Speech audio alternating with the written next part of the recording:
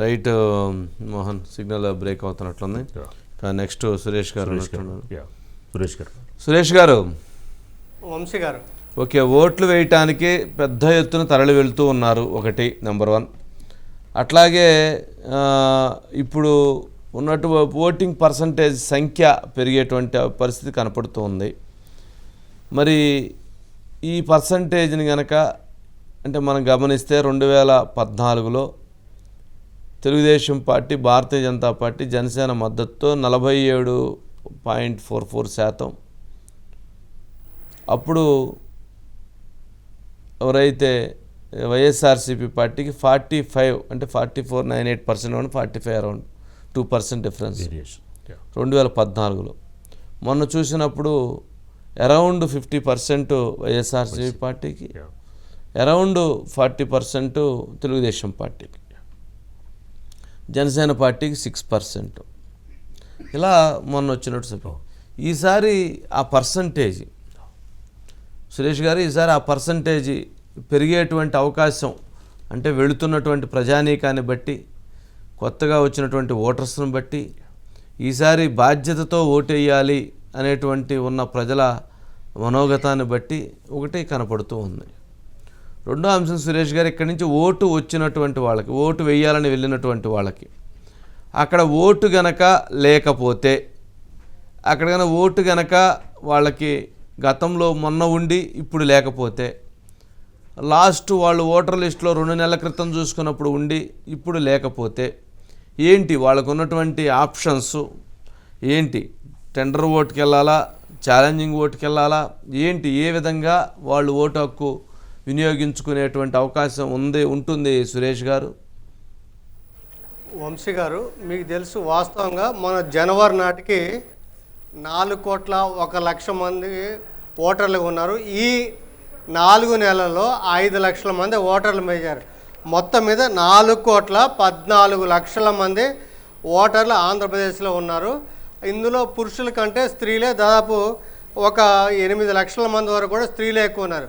అయితే ఈ టైంలో ఎవరికి వాళ్ళు చెక్ చేసుకున్నారు కాబట్టి ఇక ఓటర్లు కొత్తగా చేరడం అనేది అది అయిపోయింది.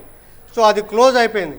కాబట్టి ఈ 4,14,00,000 మందిలో ఎవరైనా తమ ఓటుని ఇంకొక వాళ్ళు ఆల్రెడీ వేసి ఉంటే వాళ్ళు ఛాలెంజ్ ఓటు అని చెప్పి ఛాలెంజ్ ఓటు వేసే అవకాశం అనేది అది ఉంది. అది ఎన్నికల రిటర్నింగ్ అధికారి దాన్ని కల్పించాలి. ఆ రకంగానే ఛాలెంజ్ ఓటుకి అనేది అవకాశం కల్పిస్తుంది. కొత్త వాళ్ళకి వీల్లేదు. కానీ ఈ ఉన్న వాళ్ళలో 4,14,00,000 అవుతుంది. ఇందులో 7,927 మంది ఎన్ఆర్ఐలు. సో మీకు తెలుసు విదేశాల నుంచి ఎన్ఆర్ఐలు కూడా చాలామంది రావడం, ఎయిర్పోర్ట్ కూడా ఎక్కించడం. ఈ 7,927 మంది ఎన్ఆర్ఐలు కూడా ఓటు హక్కును వినియోగించే అవకాశం ఉంది. వాళ్ళకి ఓటు లేకపోతే ఆ రకంగా ఛాలెంజ్ ఓటు అనేది అక్కడ కూడా అవకాశం ఉంది. తర్వాత ఇంకొక కీలకమైన అంశం కూడా ఉంది వంశీ గారు. ఇప్పుడు మనం వెళ్ళిన తర్వాత సో మనం ఓటేసేటప్పుడు కొంతమందికి అనుమానం ఏంటంటే ఈవీఎంలో ఒక పార్టీకి ఓటేస్తే, ఒక అభ్యర్థికి ఓటేస్తే ఇంకొక అభ్యర్థికి ఓటేసి వెళ్ళినట్టుగా మనం చాలామంది చాలా చోట్ల గతంలో ఫిర్యాదులు వచ్చాయి. అప్పుడు కూడా కంప్లైంట్ చేయొచ్చు. ఎవరైతే రిటర్నింగ్ అధికారి ఉన్నారో ఆ రిటర్నింగ్ అధికారికి కంప్లైంట్ చేయాలి. అయితే ఆయన కరెక్ట్గా చూడాలి, లేకపోతే ఇతని మీద కేసు దాఖలయ్యే అవకాశం ఉంది. అదే ఛాలెంజ్ ఓటు అనమాట.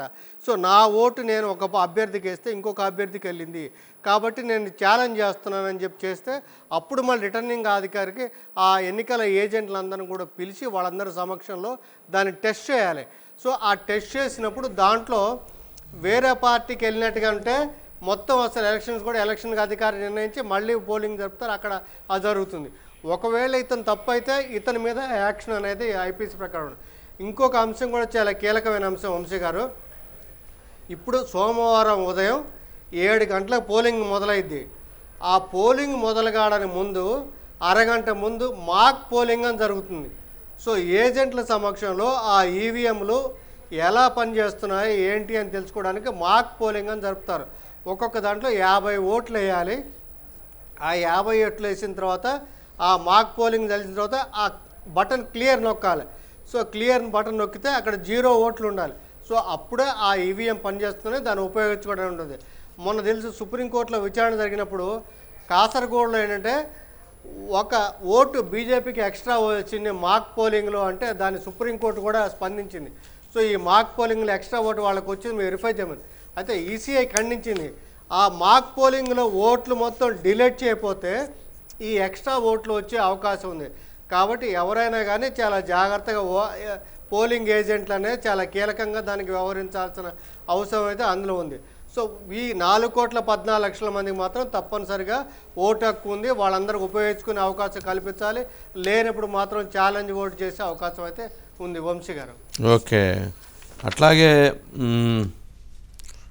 సురేష్ గారు, ఇక వాటితో పాటు ఇక అంటే ఓటు వేసే విధానంలో అంటే జనరల్గా కంట్రోల్ యూనిట్ అంటే ఫస్ట్ వాళ్ళు అక్కడ ఆప్షన్ ఇచ్చినప్పుడు, తర్వాత బ్యాలెట్ యూనిట్, తర్వాత వీవీప్యాట్ ఏంటి ఈ మూడింటికి సంబంధించి మన ఓటు వేయటానికి లోపలికి వెళ్ళినప్పుడు ఉండేటువంటిది మొదట కంట్రోల్ యూనిట్. అంటే వాళ్ళు ఆ కంట్రోల్ సిస్టంలో ఓటుని అలాట్ చేసినట్టుగా దాన్ని పెడతారు కదా. తర్వాత లోపల పోయి మనం నొక్కినటువంటిది దానికి సంబంధించి బ్యాలెట్, అంటే ఆ పొడుగ్గా ఉండేటువంటి దాంట్లో మనం ఏ సింబల్కి అయితే నొక్కుతామో అది బ్యాలెట్. ఆ పక్కన ఉన్నటువంటి మిషన్లో మనకి 7 సెకండ్ల పాటు ఏదైతే కనపడుతూ ఉందో దాన్ని వీవీప్యాట్, అంటే మన ఓటు సక్రమంగా పడిందా లేదా అనేది మన వీవీప్యాట్లో ఒక 7 సెకండ్ల పాటు ఉంటుంది కాబట్టి చూసుకునేటువంటి అవకాశం ఉంటుంది.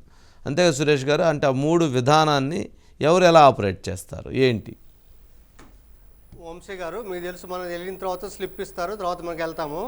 ఆ కంట్రోలింగ్ యూనిట్ ఆఫీసర్ అంటే ఎలక్షన్ ఆఫీసర్ ఉంటాడు, ఆయన కంట్రోల్ యూనిట్ దగ్గర కూర్చుంటాడు. వాస్తవంగా ముందే ఇప్పుడు ఈ మాక్ పోలింగ్కి ముందే కంట్రోల్ యూనిట్కి బ్యాలెట్ యూనిట్ అటాచ్ అయి ఉంటుంది, తర్వాత వీవీప్యాట్ అటాచ్ అయి ఉంటుంది. కంట్రోల్ యూనిట్ మెయిన్ అనమాట.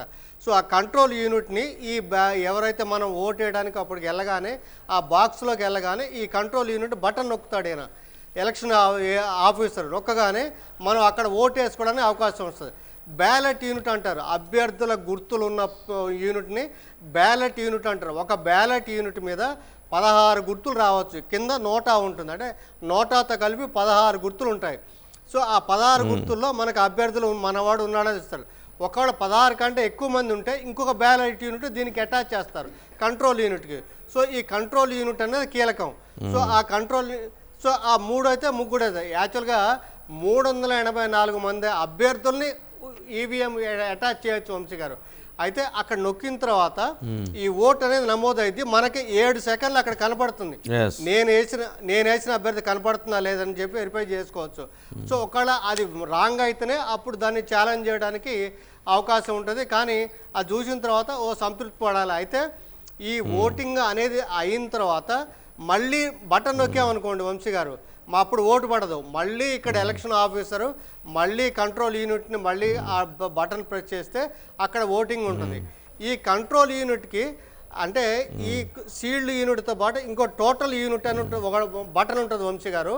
అందుకని వాళ్ళకి అరగంటకోసారో లేకపోతే గంటకోసారో ఎంత పోలింగ్ అయిందని తెలుసుకోవడం కోసం ఆ బటన్ నొక్కి ఇంత పోలింగ్ అయింది, ఈ రకంగా అయింది అనేది అక్కడ మనకి చెప్తూ ఉంటారన్నమాట. సో అయిన తర్వాత ఈ పోలింగ్ ఏజెంట్లను వాళ్ళ సమక్షంలోనే టోటల్ అయిన తర్వాత సీల్ చేయాలి.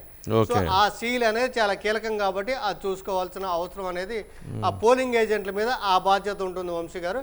మనమైతే మన ఓటును కనుక వేరే వాళ్ళు కనుక వేస్తే అది ఛాలెంజ్ చేయొచ్చు, మనం వేసిన వేటు వేరే వాళ్ళకి వెళ్తే అక్కడ ఛాలెంజ్ చేయొచ్చు. సో ఆ రకంగా దాన్ని ఉపయోగించుకోవడానికి అందుకని ట్యాంపర్ ప్రూఫ్ అని చెప్పని మన సుప్రీంకోర్టు జరిగినప్పుడు ఎలక్షన్ కమిషన్ అదే చెప్తుంది, ఇది ట్యాంపర్ ప్రూఫ్ అని. ఇప్పుడు ఆంధ్రప్రదేశ్లో ఈ ఈవీఎంలు 2004, 2009, 14, 19 4 సార్లు జరిగింది. ఇప్పుడు 5వ సారి ఉపయోగిస్తున్నారు వంశీ గారు. ఓకే రైట్ సురేష్ గారు, రైట్. ఇక ఇప్పుడే